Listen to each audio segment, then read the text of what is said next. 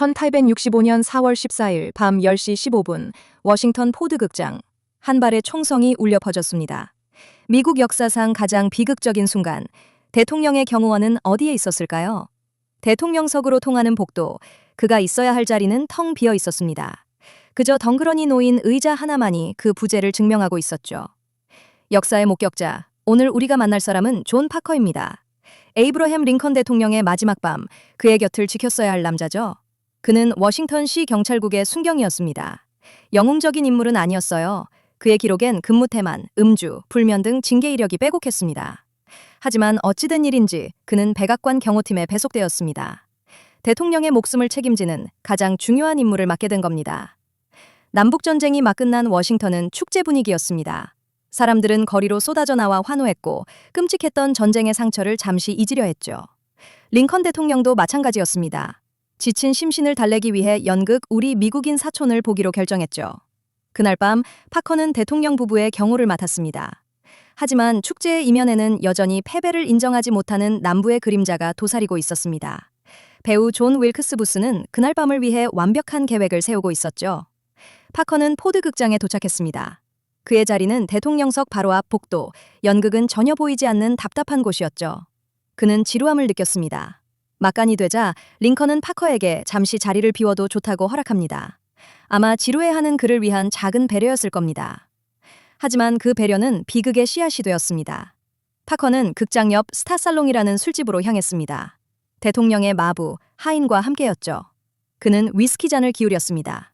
시끄러운 술집의 소음 너머로 희미하게 연극의 대사가 들려왔습니다. 가장 웃긴 대사가 터져나오는 순간 관객들의 폭소에 묻혀 총성이 울릴 것이라는 사실을 그는 까맣게 몰랐습니다. 그리고 잠시 후 날카로운 비명이 모든 소음을 찢었습니다. 파커의 손에 들린 잔이 떨렸습니다. 그는 직감했습니다. 무언가 끔찍하게 잘못되었다는 것을. 술집을 뛰쳐나온 그의 눈에 보인 것은 아수라장이 된 극장이었습니다.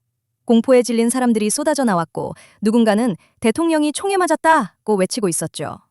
파커는 인파를 헤치고 미친 듯이 복도로 달려갔습니다. 하지만 이미 늦었습니다. 문은 활짝 열려 있었고 대통령은 쓰러져 있었습니다. 그가 지켰어야 할 자리는 텅 비어 있었습니다. 역사책은 이 순간 존 윌크스 부스의 암살을 기록합니다. 하지만 그 기록 뒤에는 한 남자의 직무유기라는 뼈아픈 진실이 숨어 있었습니다. 사건 이후 존 파커는 직무태만 혐의로 기소되었습니다. 당연한 결과였죠. 하지만 여기서 역사는 우리에게 이상한 질문을 던집니다. 놀랍게도 그에 대한 모든 혐의가 기각된 겁니다. 공식적인 처벌은 없었습니다. 왜였을까요? 슬픔에 잠긴 영부인 메리 토드 링컨이 더 이상의 스캔들을 원치 않았기 때문이라는 설이 유력합니다. 그는 다시 경찰로 복직했고 심지어 한동안 백악관에서 메리 토드 링컨의 경호를 맡기도 했습니다.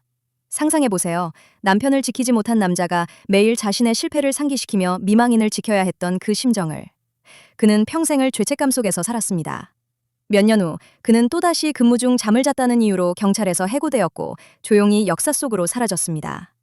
우리는 역사를 바꾼 위대한 결정과 영웅적인 행동에 주목합니다.